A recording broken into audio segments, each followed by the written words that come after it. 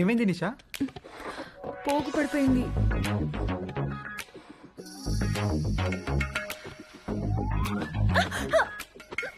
ఏమైంది? ఏదో పడింది. రాత్రి పైన ఇక్కడ బలి తిరగడం చూశాను, అది పడింది అనుకుంటా. చూస్తాను నేను చూస్తాను. నేను తీసుకుంటాను.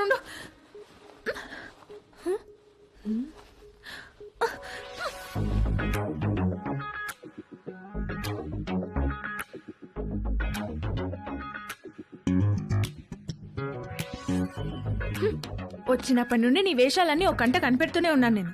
అసలు ఏం కావాలరా నీకు? చెప్పు చెప్పు, అడిగేది నిన్నే. చెప్పు.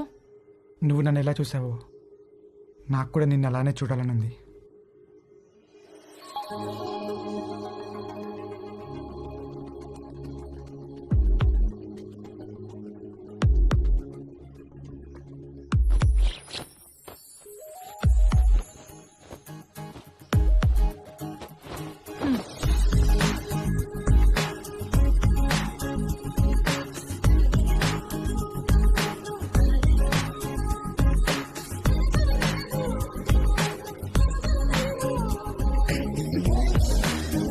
ఓకే, హ్యాపీయా?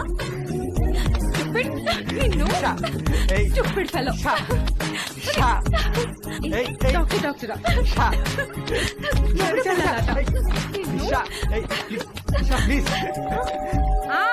వస్తున్నా.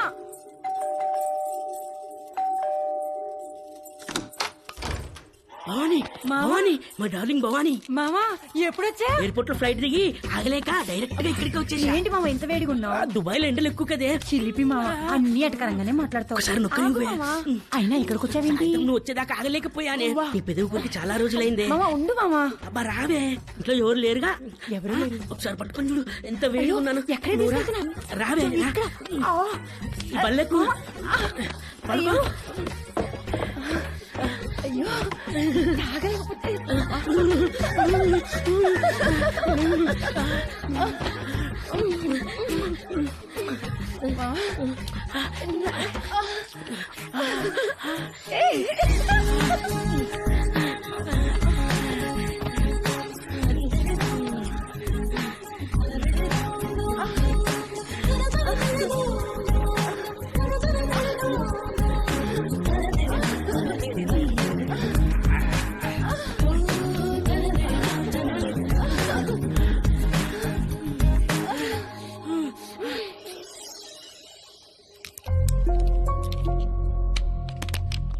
ఎన్ని గంటలకు అపార్ట్మెంట్? 11 కాన్సులేట్కి రమ్మన్నారు సార్. ఫింగర్ ప్రింటింగ్ అవ్వగానే కాల్ చేయండి, వచ్చి మళ్ళీ ఫిక్స్ చేయాలి.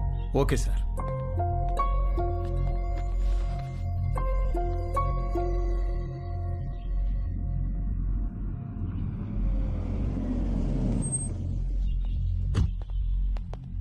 నమస్తే. నమస్కారం. సారీ, మీకు కార్డు ఇవ్వడానికి టైం లేదు, అందుకే మెసేజ్ చేశాను. రాత్రికి అమ్మాయి పెళ్లి, తప్పకుండా రావాలి. తప్పకుండా వస్తాం. ఏంటి ఇంట్లో సామాన్ తీసుకెళ్ళడానికి వచ్చారా? కాదండి, అమ్మాయి పెళ్లి తాలూకు వెండి సామాన్ అంతా ఇక్కడే ఉండిపోయింది, అవి తీసుకెళ్దామని వచ్చాను.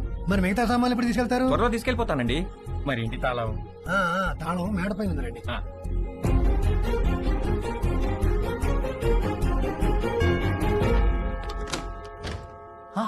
హాయ్ తేజు, మళ్ళీ ఎందుకు వచ్చారు అంకుల్? నిన్ను బీరువాలో నుంచి బయటికి తీసుకొద్దామని. నాకు మిమ్మల్ని చూస్తుంటేనే భయం వేస్తుంది అంకుల్.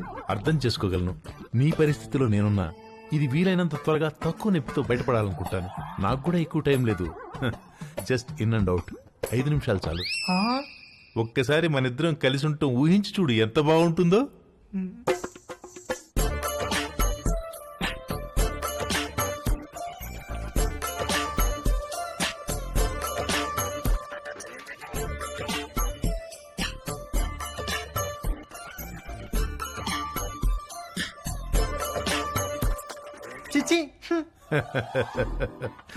ప్లీజ్ తేజు, ఒక్కసారి నీ ఒళ్ళో నా తల పెట్టుకుని పడుకోవాలనుంది. ఒక్కసారి నా ముక్కుతో నీ ముక్కుని ఆడించాలనుంది. వ్యాజ్లైన్ ఆఫర్ అంటే వద్దన్నావు, అర్థం చేసుకున్నాను. నన్ను కూడా కాదంటే అలా.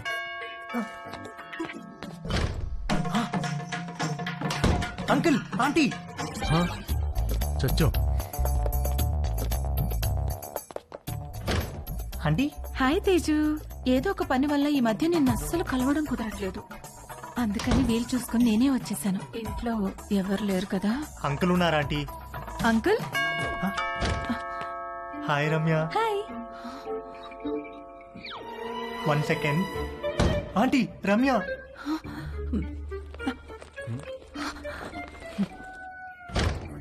హాయ్. హాయ్ తేజు, ఏంటి ఈ మధ్యన కాల్స్ అసలు లిఫ్ట్ చేయట్లేదు? నేను ఇంటికి పిలుద్దామంటే మమ్మీ ఛాయ ఇంట్లోనే ఉన్నారు, అందుకే నేనే వచ్చేసా. హాయ్. హాయ్ ఛాయా. ఛాయా.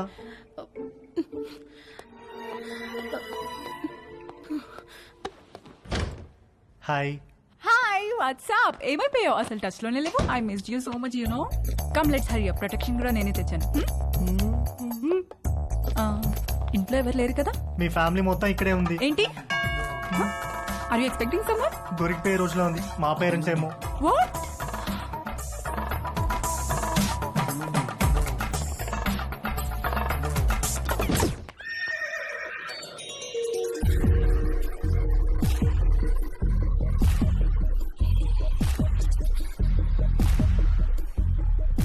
ఆంటీ తట్టుకోలేకపోతున్నాను. ఎంత మర్చిపోదామని ట్రై చేసినా నువ్వే గుర్తొస్తున్నావు. Sorry aunty.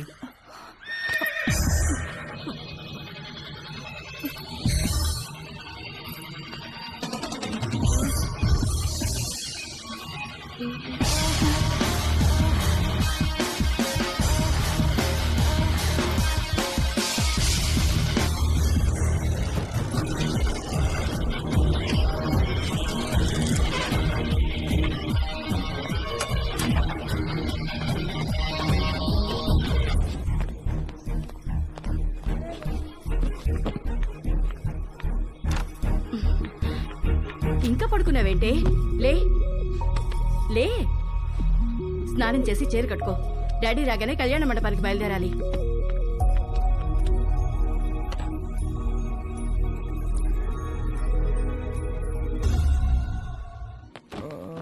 ఒరేయ్, నీ పాస్పోర్ట్ ఎక్కడుందిరా? థ్యాంక్స్ నానా.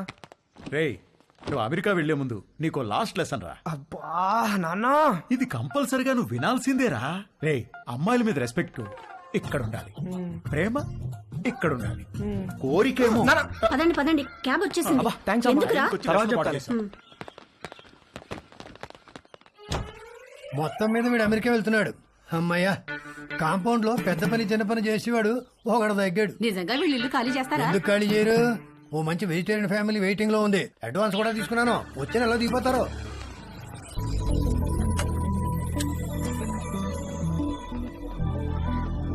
నేను కూడా రావచ్చా ఎయిర్పోర్ట్ కి? ఇప్పుడెక్కడికి వెళ్తున్నావురా? ఎయిర్పోర్ట్ కి వెళ్ళాలి, టైం అవుతుంది. ఇప్పుడే వస్తానమ్మా. కింద నీలిమాంటికి బాయ్ చెప్పొస్తా.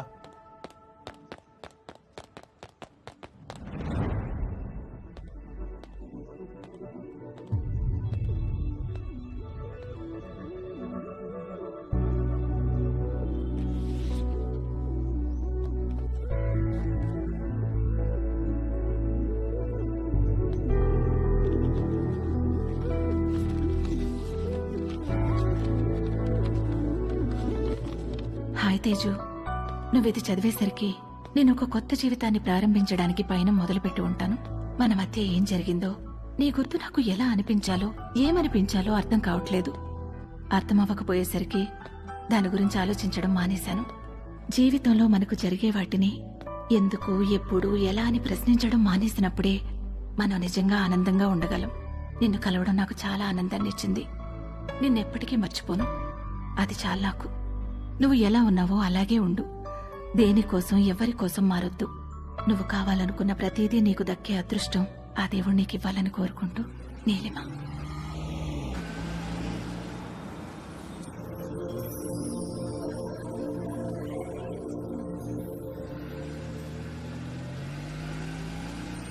తొందరగా దిగవే, టైం అవుతుంది.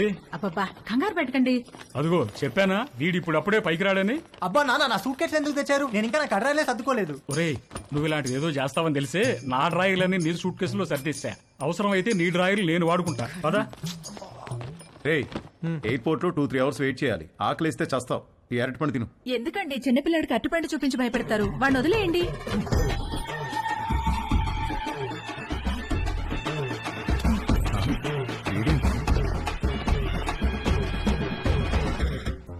అద్భుతమైన సమ్మర్ ఆల్మోస్ట్ అయిపోవచ్చింది.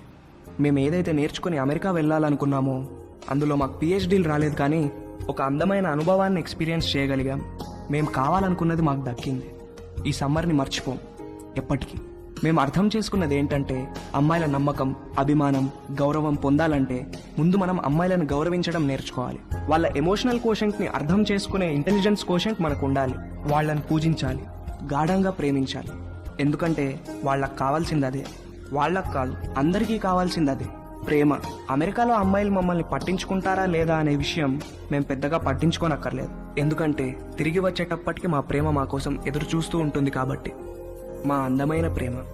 ఈ విషయంలో మేము ముగ్గురం నిజంగా అదృష్టవంతులం. సారీ, యాక్చువల్గా వంశీగాడు నేను ఇద్దరమే అదృష్టవంతులం. తేజుగాడికే పాపం ఎవరూ లేరు. రేయ్, టేక్ ఆఫ్ అయ్యాక బెల్ కొట్టకూడదని తెలీదా? టేక్ ఆఫ్ అయింది కాబట్టి కొట్టాను రా. ఏంటి? రేయ్, వాడు ఫ్లైట్ ఎక్కేటప్పుడే వాడికి టేక్ ఆఫ్ అయిందిరా. ఏం టేక్ ఆఫ్ రా? ఫ్లైట్ ఎక్కేటప్పుడు ఎయిర్ హోస్టెస్ వాడిని చూసి నవ్వింది. రేయ్, ఎయిర్ హోస్టెస్ అందరినీ చూసి నవ్వుతారా? లేదురా, ఆ ఎయిర్ హోస్టెస్ నాకు కొంచెం స్పెషల్ అటెన్షన్ ఇచ్చింది. అందుకే ఎయిల్ సీట్ లో కూర్చున్నా. ఐల్ సీటా? ఎందుకు? ఆ ఎయిర్ హోస్టెస్ అటు ఇటు నడిచినప్పుడు మనం కొంచెం భుజం బయట పెట్టి రాసుకుంటే టిఫిన్ చేసినట్టు ఉంటుందని. చెయ్యదావా?